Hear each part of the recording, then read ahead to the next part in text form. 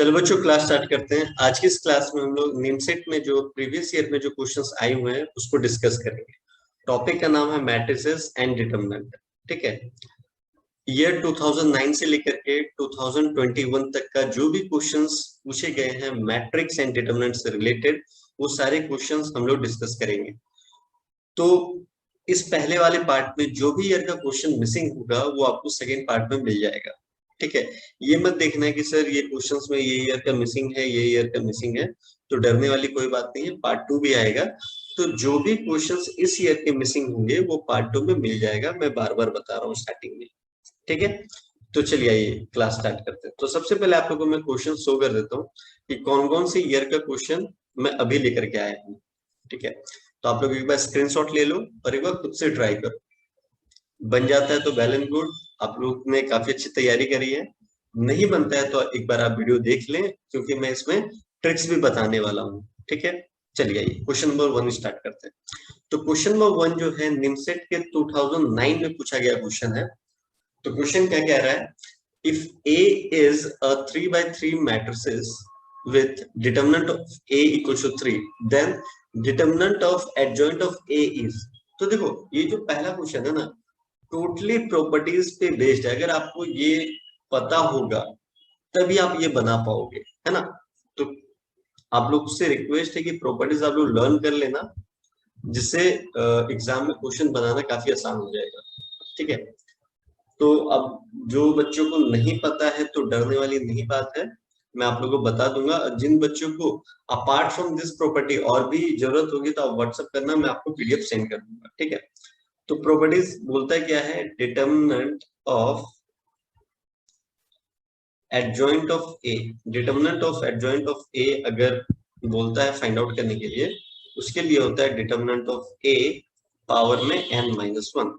n जो है यहाँ का ऑर्डर है, तो आपको क्वेश्चन में बोल दिया गया है 3 by 3 मैट्रिसेस, तो n क्या हो जाएगा 3, और डिटरमिनेंट ऑफ a का वैल्यू भी आपको दे रखा होगा, तो वहां पे दे रखा है 3। तो बस सिंपल सा बन गया, 3 के पावर में ऑर्डर 3 था तो 3-1। ठीक है, तो 3 का स्क्वायर दैट इज 9। देखो अगर ये पता नहीं होता तो आप लोग नहीं बना पाते। तो इस टाइप के जो प्रॉपर्टीज हैं आप लर्न कर लेना।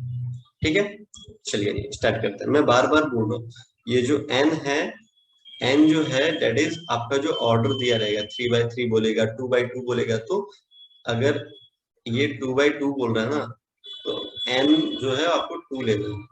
ठीक है, चलिए आइए क्वेश्चन नंबर 2 देखते हैं। आई थिंक क्वेश्चन नंबर 1 अच्छे से समझ में आया होगा आपको। क्वेश्चन नंबर 2 देखिए। क्वेश्चन नंबर 2 क्या कह रहा है, if A and B are two square matrices such that B equals to minus A inverse BA, then A plus B का होल स्क्वायर विल बी। ये कौन से ईयर में पूछा गया है, निमसेट 2011 में पूछा गया है। तो देखिए 10 का मिसिंग है, 2010 का मिसिंग है क्वेश्चन, वो आपको पार्ट 2 में मिल जाएगा। ठीक है, तो चलिए आइए इसको करते हैं। Question number 2। तो क्वेश्चन नंबर 2 क्या बोल रहा था आपको, B equals to minus A inverse B ये दे रखा था, आपको फाइंड आउट करने के लिए बोल रहा है A प्लस B का होल स्क्वायर। कोई दिक्कत वाली बात नहीं है। कैसे करेंगे, हम क्या करते हैं, A दोनों तरफ मल्टीप्लाई कर देते हैं, तो A भी हो जाएगा इधर माइनस, है ना, A इनवर्स B है। तो आप लोगों को पता होना चाहिए कि A इंटू A इनवर्स वो होता है आइडेंटिटी मैट्रिक्स। ठीक है, आई हो जाता है, तो A B equals to minus I B A. और आपको पता है कि आई किसी से मल्टीप्लाई होगा तो सेम रिजल्ट देता है, तो A B equals to minus B A लिख सकते हैं। ठीक है, अब बोलो सर इसका यूज क्या है, इसको इक्वेशन में 1 देके छोड़ दो। तो मैट्रिसेस में आपको पता है कि ए प्लस बी का होल स्क्वायर क्या होता है, A square plus B square plus B A plus A B. और पता होना चाहिए ये दोनों हर बार सेम नहीं होता है, दिमाग में एडजस्ट करके रखेगा, इसलिए हम लोग ने B A plus A B लिखा हुआ है, नहीं तो हम लोग लिख सकते थे 2ab। ठीक है, वो नहीं होगा। तो अभी हम लोगों ने क्या देखा है कि ए बी को हम लोग लिख सकते हैं माइनस बी ए, है ना। तो क्या हो जाएगा, A square plus B square, है ना, प्लस बी ए लिख दो और ए बी को लिख सकते हैं माइनस बी ए। तो ये कैंसिल आउट होकर के क्या हो गया, जीरो, और ये हो जाएगा A square plus B square. तो मतलब ए प्लस बी का होल स्क्वायर का रिजल्ट क्या आ गया, that is A square plus B square, that is the final answer. I hope आप लोगों को समझ में आया होगा ये, ठीक है। चलिए क्वेश्चन नंबर थर्ड पे चलते हैं। क्वेश्चन नंबर थर्ड कह रहा है इफ a इक्वल्स टू, एक मैट्रिक्स दे रखा है, a मैट्रिक्स दे रखा है, then a raise power n for any natural number n is, ये पूछा गया निमसेट 2012 में। चलिए आइए इसको करते हैं, क्वेश्चन नंबर 3 को करते हैं। देखिए क्वेश्चन नंबर 3 कैसे होगा, तो सबसे पहले जो गिवन मैट्रिक्स है वो लिख लेते हैं हम लोग। a दे रखा है 1 1 0 1, तो इसको a स्क्वायर फाइंड आउट कर लें sir. a square equal to क्या हो जाएगा, a इंटू a को तो ये a स्क्वायर बोलेंगे, तो 1 1 0 1 फिर 1 1 0 1, ठीक है। करो मल्टीप्लाई, तो रो का कॉलम के साथ मल्टीप्लाई होता है, 1 इंटू 1 1, फिर 0 0 हो जाएगा, फिर इस रो का इस कॉलम के साथ, तो 1 इंटू 1 है ना, फिर 1 इंटू 1 प्लस 1, फिर इस रो का इस कॉलम के साथ 0 0 हो जाएगा, 0 0 0 हो गया, फिर 0 1 0 हो गया, 1 इंटू 1 1 हो गया, ठीक है। तो फाइनली क्या मिला हमें, 1 2 0 1। चलो एक और करके देख लेते हैं, ठीक है। इस बार a क्यूब करके देखते हैं, तो a क्यूब करने से क्या होगा, a इंटू ए स्क्वायर कर दो, ठीक है। a क्या दे रखा है हमारा 1 1 0 1, और a स्क्वायर हमारा आ गया है 1 2 0 1। तो चलो इसको फाइंड आउट करते हैं, फिर से रो का कॉलम के साथ, तो 1 इंटू 1 1, ये 0 तो 1 ही हो गया, फिर रो का इस कॉलम के साथ 2 1 2 प्लस 1 3, डायरेक्ट कर रहा हूँ, ठीक है। फिर इस रो का इस कॉलम के साथ 0 0 0 हो गया, फिर इस रो का इस कॉलम के साथ 0, फिर प्लस 1 1 हो गया। तो एक चीज तुम देख रहे हो क्या, ए स्क्वायर जो मेरा आया है वो आया 1 2 0 1, फिर ए क्यू हम लोग निकाल रहे हैं, तो उस समय आ रहा है 1 3 0 1। मतलब क्या हो रहा है कि इस पोजीशन पे चेंज आ रहा है, और वो पोजीशन भी चेंज आ रहा है जो इसका पावर है। देखो 2 है तो यहाँ 2 आ रहा है, यहाँ 3 है तो 3 आ रहा है, ठीक है। तो वैसे ही अगर ए रेज़ पर n अगर मैं बोलूं तो मैं लिख सकता हूँ 1 n 0 1, that is the final answer, ठीक है। बड़ा इजी क्वेश्चन था। चलिए क्वेश्चन नंबर फोर्थ करते हैं। क्वेश्चन नंबर फोर्थ क्या कह रहा है, if x y z are distinct real number and determinant of a equals to 0, then x y z आपको पूछा जा रहा है। अब देखो ये 2012 से डायरेक्ट 2019 का क्वेश्चन मैंने दे दिया यहाँ पे, ठीक है। जो भी इसके बीच का मिसिंग होगा, मैं बार बार कह रहा हूँ आपसे, नेक्स्ट पार्ट में मिल जाएगा, जो भी ईयर का इसमें मिसिंग है, ठीक है। तो 2019 का क्वेश्चन हम लोग देखते हैं, 19 है, मतलब वेरी रिसेंट क्वेश्चन है, तो क्वेश्चन में तो कुछ तो दम होगा, है ना। हालांकि ऐसा मैं नहीं बोल रहा हूँ कि अगर क्वेश्चन पुराना है तो उसमें दम नहीं हुआ होगा, दम है, बस आपके कॉन्सेप्ट के ऊपर है। अगर आपको पता है, बन गया तो इजी है, नहीं बना तो मतलब थोड़ा टफ बोलते हैं सारे बच्चे, है ना। चलिए जो डिटरमिनेंट है उसको लिख लेते हैं हम लोग, ये लाइन थोड़ा सा सीधा नहीं हुआ, चलिए जो लिखा हुआ है एक बार उसको, x x square 2 plus X cube y y square 2 plus Y cube z z square 2 plus z cube, ठीक है। तो सभी बच्चों को पता होगा कि इसको हम लोग तोड़ते कैसे हैं। इसको तोड़ देते हैं x y z, X square Y square Z square 2 2 2, है ना, प्लस फिर X Y Z, X square Y square Z square, और ये X cube Y cube and Z, ठीक। अब क्या करेंगे हम लोग, यहाँ से 2 ले लेते हैं कॉमन, तो डिटरमिनेंट का तो प्रॉपर्टीज है, किसी एक रो किसी एक कॉलम से आप ले सकते हो, तो मैंने इस कॉलम से ले लिया है, ठीक है। 2 X square Y square Z square 1 1 1 हो गया, ठीक है। प्लस अब देखो यहाँ से इस पूरे में से x लेते हैं, इससे y ले रहा हूं मैं, और इससे z ले रहा हूं, ठीक है। तो इस पूरे से अगर मैंने x लिया तो यहाँ 1, यहाँ पे एक है x, यहाँ पे x स्क्वायर, इस पूरे से मैंने y लिया तो 1 y y स्क्वायर, इस पूरे में से z लिया तो 1 z z स्क्वायर हो गया, क्लियर है। अब देखो इसको और इसको मुझे सेम बनाना होगा, तो चाहे तुम इसको इंटरचेंज करो चाहे इसको इंटरचेंज करो, ठीक है।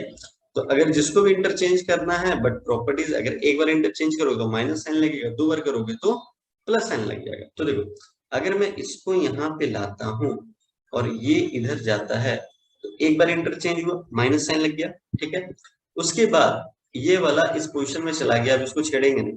फिर से वन वन वन वन जो इस पोजीशन पे आया उसको इधर लेके जाएंगे और इसको इधर लेके आएंगे तो दो बार इंटरचेंज हुआ, मतलब प्लस साइन लग जाएगा। तो डायरेक्टली मैं 2 इक्वल टू लिख सकता हूँ 1 1 1 X Y Z, X square Y square and Z square, interchange कर लिया हम लोगों ने, ठीक है। Plus X Y Z 1 1 1 X Y Z, X square Y square Z square, ठीक है। अभी देखो ये दोनों सेम हो गया, हम ऐसे इसको लिख सकते हैं कॉमन लेकर के, क्या लिखेंगे 1 1 1 X Y Z, X square Y square Z square, और इधर हमारा क्या आ जाएगा 2 प्लस एक्स वाई जेड, ऐसे लिख ही सकते हैं, ठीक है। अब देखो इसको सॉल्व करने की मुझे जरूरत है नहीं, क्योंकि मुझे एक्स वाई जेड की वैल्यू बोल रहा था फाइंड आउट करना, तो डायरेक्टली इसको इक्वेट कर लो 2 plus X Y Z, sorry X Y Z equal to 0, तो X Y Z equal to क्या हो जाएगा -2, दैट इज द फाइनल, ठीक है। कोई दिक्कत कोई समस्या नहीं हुई होगी आपको, ठीक है। बढ़ते आगे,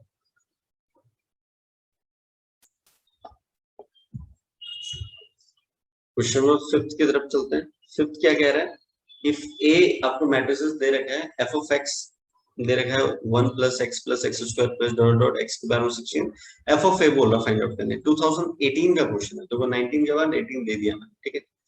चलिए यही करते क्वेश्चन नंबर 5 को।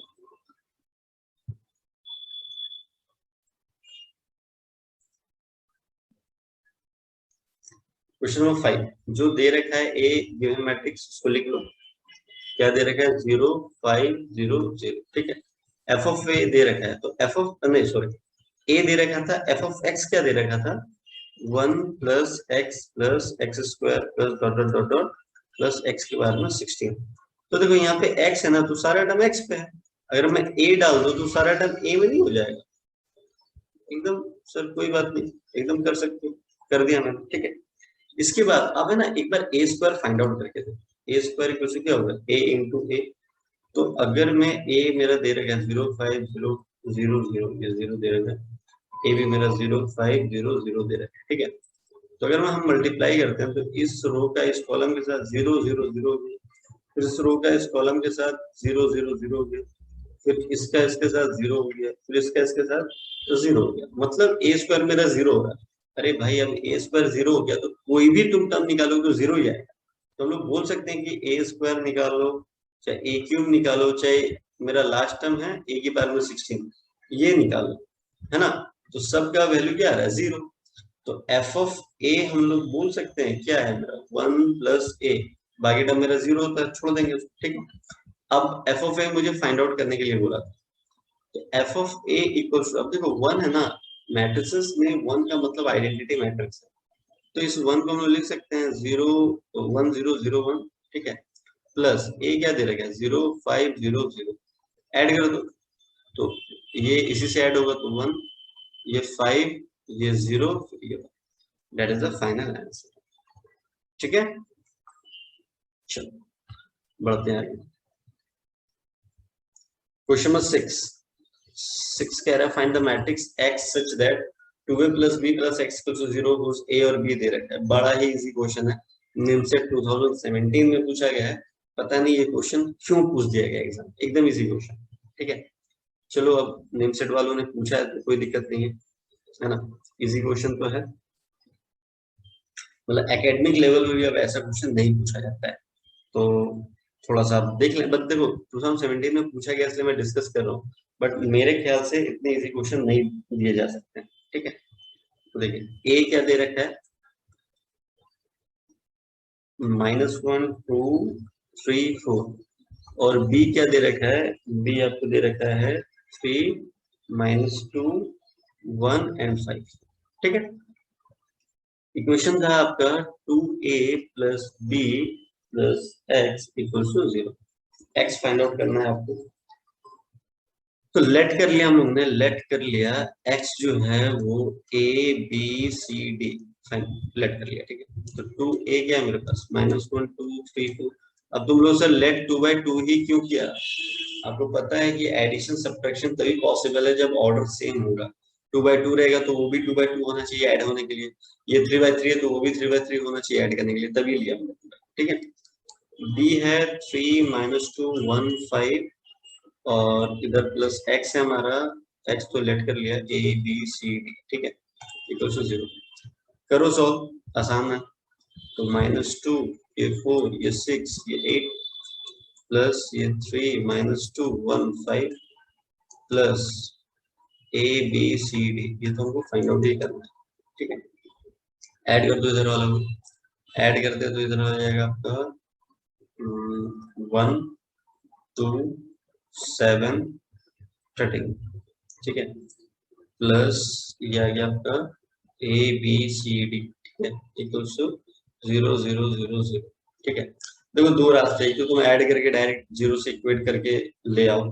ठीक है, कैसे ऐड करोगे तो ये 1 + a हो जाएगा, तो 1 + a 0, तो a का वैल्यू क्या हो गया -1, है ना। फिर वैसे ही तुम 7 + c = 0, तो c हो गया -7। तो सब a b c ऐसे करके निकाल लेना, और आपने x तो लेट कर ही रखा है तो आ जाएगा आपका, तो ये क्या आ जाएगा -1 -2 -7 -13। मुझे तो यहीं से पता चल रहा है, बट आपको मैंने प्रोसेस बता दिया कि ABCD कैसे फाइंड आउट करेंगे। हालांकि MCQ क्वेश्चन है तो डायरेक्टली आप रख सकते हो, उसको लेट करके चलो जाओ, माइनस में आ गया, माइनस साइन अंदर जाएगा, सबको माइनस बना देगा and you will get the answer. ठीक है, a + b + c = pi, then value of, ये डिटरमिनेंट है निम्नलिखित 2015 में पूछा गया है, बहुत ही अच्छा क्वेश्चन है, लाजवाब क्वेश्चन। देखिए क्वेश्चन नंबर 8, कलर चेंज कर लेते हैं, ब्लैक अच्छा दिखता है। क्या क्या दे रखा है, a + b + c = पाई दे रखा है। डिटरमिनेंट क्या दे रखा है आप लोगों को, साइन a + b + c, फिर क्या दे रखा है, साइन b, फिर दे रखा है साइन, साइन सी नहीं कॉस सी है यहाँ पे,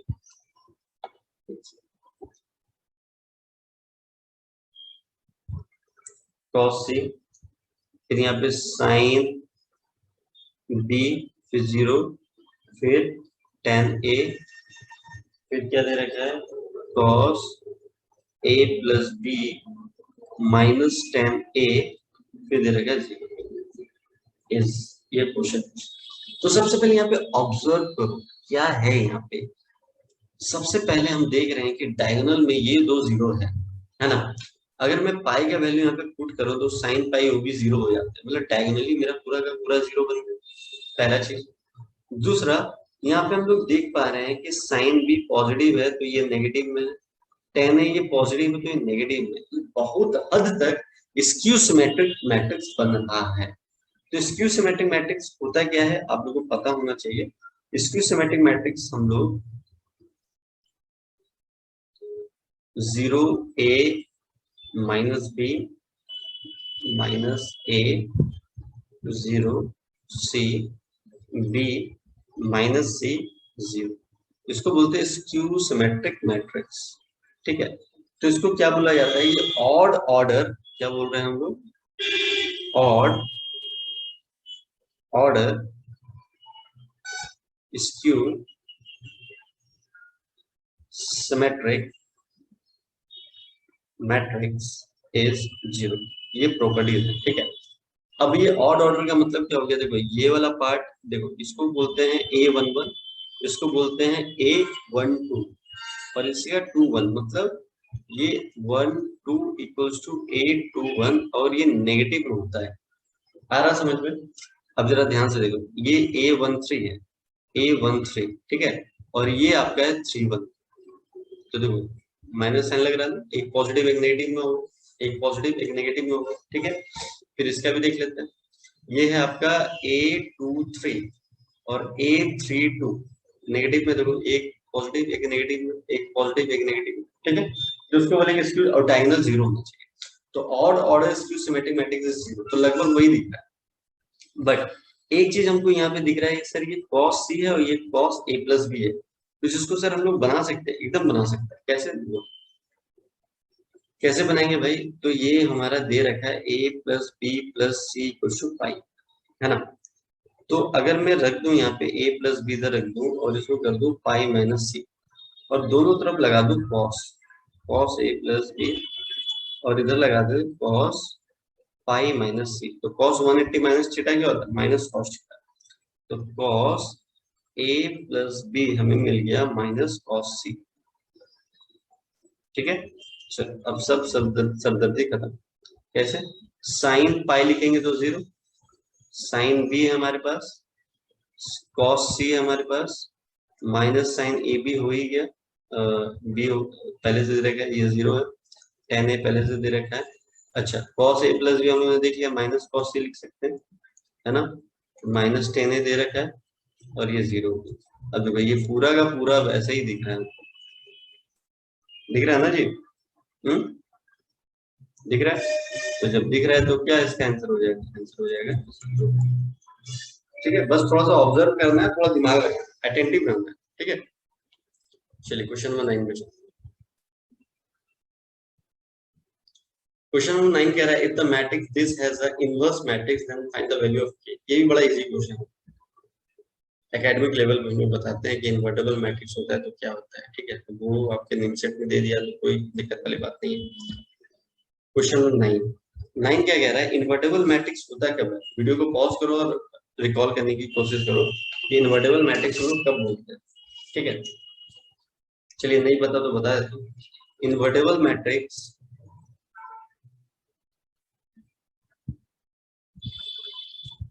इन्वर्टेबल मैट्रिक्स का कंडीशन क्या होता है? उसका कंडीशन होता है कि डिटर्मिनेंट ऑफ जो भी है, जैसे मान लो के कंसिडर कर लिया हमने, वो नॉट इक्वल टू जीरो होता है।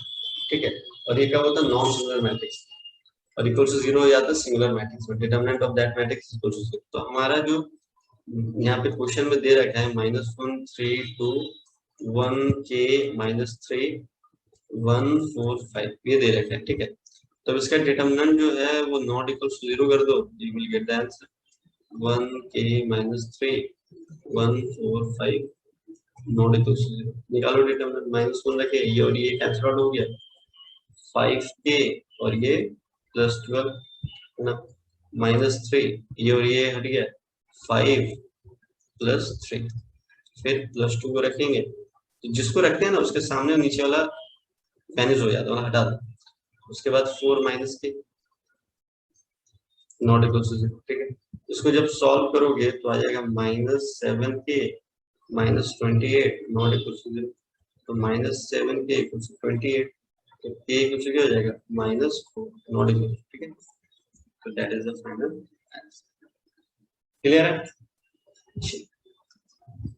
इसके बाद हम लोग चलते हैं लास्ट क्वेश्चन, और ये है 2021 में पूछा गया क्वेश्चन। ठीक है, तो एकदम रिसेंटली पूछा गया है। एक मैट्रिसेस दे रखा है, find f of theta into f of alpha is equal to. ये एनसीईआरटी का क्वेश्चन है, हूबहू एकदम एनसीईआरटी का क्वेश्चन है, देख लो। अब इनसेट के एकदम 2021 में एनसीईआरटी के क्वेश्चन आए हैं, तो एनसीईआरटी के सारे क्वेश्चंस लगाना बहुत ही इंपॉर्टेंट है। ठीक है, चलिए आप एनसीईआरटी के, आई थिंक ये सेकंड एक्सरसाइज में आप लोगों को मिल जाएगा।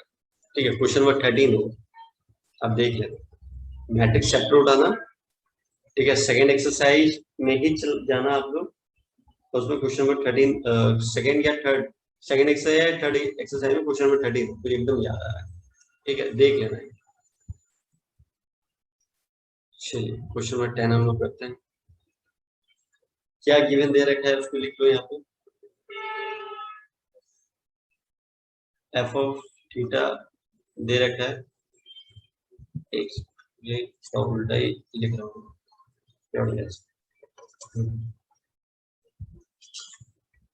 एफ ऑफ थीटा क्या दे रखा है, लिख लो यहाँ पे, cos theta minus sine theta 0 0 1, फिर ये हो गया कॉस थीटा 0 0 साइन थीटा। ठीक है, अब इसको यहाँ से करना है, कैसे करेंगे चलो। तो सबसे पहले हम लोग को, आप लोग को मल्टीप्लाई करने के लिए बोला गया है। ठीक है,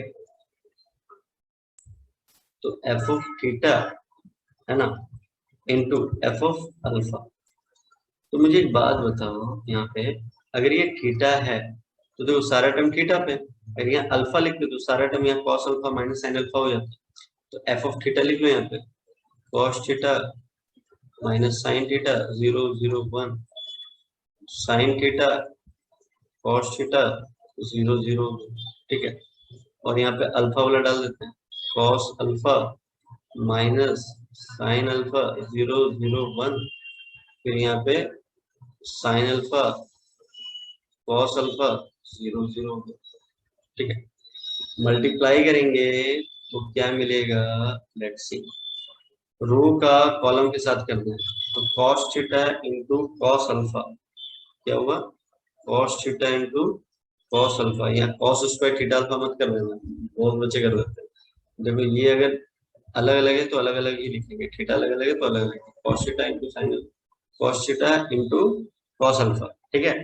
उसके बाद फिर ये minus sine theta sine alpha, फिर ये तो जीरो हो जाएगा, ठीक है। वैसे सारा तुम कर देना, मैं डायरेक्टली लिख देता हूँ यहाँ पे, minus cos theta sine alpha minus sine theta cos alpha, ठीक है। 0 0 1, फिर यहाँ पे आ जाएगा आपका sine theta cos alpha plus cos theta sine alpha minus sine theta sine alpha plus cos theta cos alpha. ये हो गया 0, ये हो गया 0। अब ट्रिग्नोमेट्रिक आइडेंटिटी है, cos A cos B minus sign A sine B, ठीक है। ये ट्रिग्नोमेट्रिक आइडेंटिटी है, अगर आप लोगों को पता होगा तो आराम तरीके से बन जाएगा ये क्वेश्चन। तो इसका होता है cos A plus B, cos A plus B सबका, ये भी ट्रिग्नोमेट्रिक आइडेंटिटी सब। तो मैं डायरेक्टली यहाँ पे लिख देता हूँ minus sine theta plus alpha, फिर ये 0 0 1, फिर यहाँ पे आ जाएगा आपका साइन थीटा प्लस अल्फा, फिर यहाँ पे आ जाएगा कॉस थीटा प्लस अल्फा, फिर ये 0 0। अब जरा एक बात बताओ मुझे, जब यहाँ थीटा था तो थीटा सब था, जब अल्फा था तो अल्फा अल्फा था, तो इसको तुम लोग क्या बोल सकते हो, इसको क्या बोल सकते हो, थीटा प्लस अल्फा नहीं बोल सकते हो, क्योंकि हर एक जगह थीटा प्लस अल्फा है ना, देखो, है ना, ठीक है। तो आपने मल्टीप्लाई करके यहाँ पे एज अ रिजल्ट क्या देखा, F of theta into F of alpha हम लोग कर रहे हैं, तो हमें रिजल्ट क्या मिल रहा है, थीटा प्लस अल्फा। तो that is the final answer, ठीक है। कुछ करना नहीं था, मल्टीप्लाई करना था, ट्रिग्नोमेट्रिक आइडेंटिटी लगानी थी और बस कंपेयर कर देना and you will get the answer, ठीक है। तो मिलते हैं नेक्स्ट क्लास में न्यू कॉन्सेप्ट न्यू वीडियो के साथ, ठीक है। Till then bye bye.